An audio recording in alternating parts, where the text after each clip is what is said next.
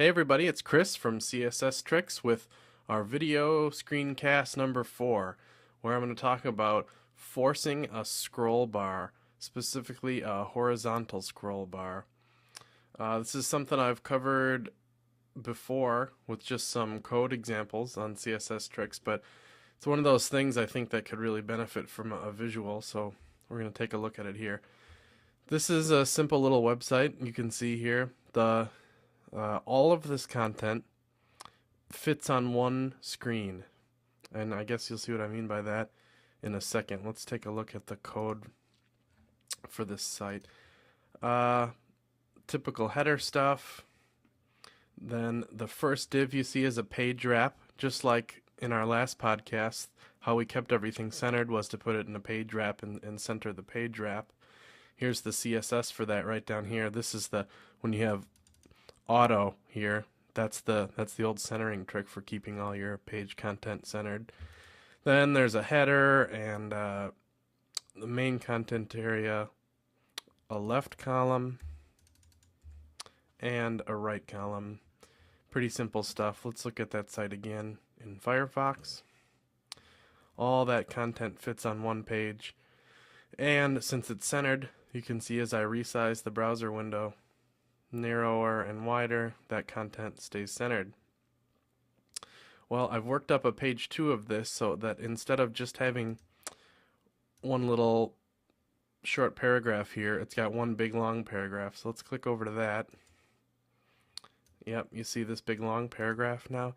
Did you see what happened there? When we clicked over to this page, all that page content doesn't fit on one page now, or it fits on one page but not in one visual area here, what they call above the fold. We now have to scroll down to see the whole page content. And when that happened, this scroll bar over here popped up, and which effectively made the size of this viewable browser area smaller, and the whole page kind of looked like it jumped to the left. So let me switch back and forth from those pages a couple times so you can see what's going on.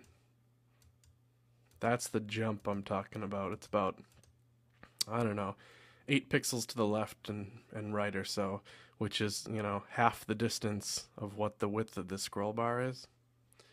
And that's pretty common for all browsers. So let's take a look at some solutions for that. Okay, well, one solution for this, I think maybe one of the cleanest ways to do this, is to set an overflow setting in your CSS for the whole page, or the whole HTML part of the page. So let's do that, and I'll show you what happens here. So for HTML, let's declare the overflow Y, meaning the vertical scroll bar, to scroll, and save that. Now let's go back to Firefox and take a look at that and reload the page. On the first page, what that's going to do is, you see the scroll bar over here now? Now it's there all the time, no matter if the page is goes below the fold here or doesn't. That scroll bar is always there no matter what.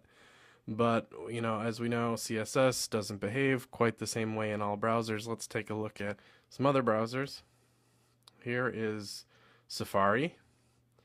We reload the page there to take the effect of the new CSS. That worked too. It forced that scroll bar over there, so that's good. And we can look at Internet Explorer here. The thing about Internet Explorer is I think it just has this anyway. So it's not as big of a deal, so it looks good in IE6. And Opera, reload, nothing. Doesn't work in Opera, unfortunately. So, I don't know, 3 out of 4 ain't bad, but let's take a look at one other technique that might get us a little closer. We'll see.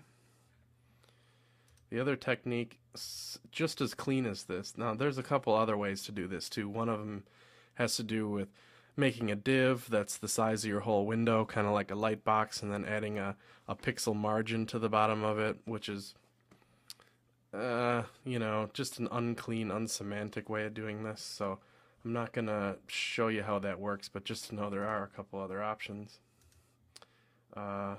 This is a similar way of doing it. Just let's set the height here to over 100%, 102%. That's effectively going to say have the same kind of result as the empty div thing I was talking about. So here's that technique, and if we reload the page in Firefox, did I not save it?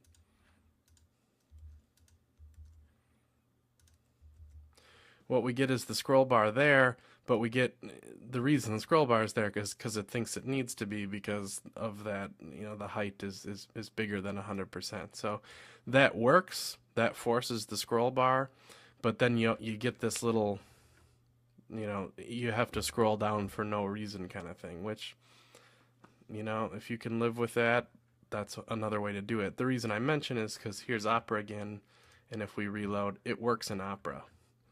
And Safari, it works in Safari as well. So that's 4 out of 4 for major browsers, but you do get the disadvantage of, you know, having having to scroll for no reason kind of thing.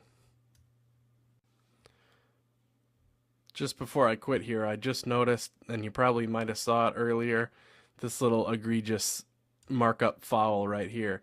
This is really inline styling right here, and I applied it to a class, so let's just fix that. This would be okay, style, clear both, but that is inline styling. I already have a style set up for that. You can see here, what I meant to write there was class clear, just to keep things a little cleaner. So until next time, thank you for watching.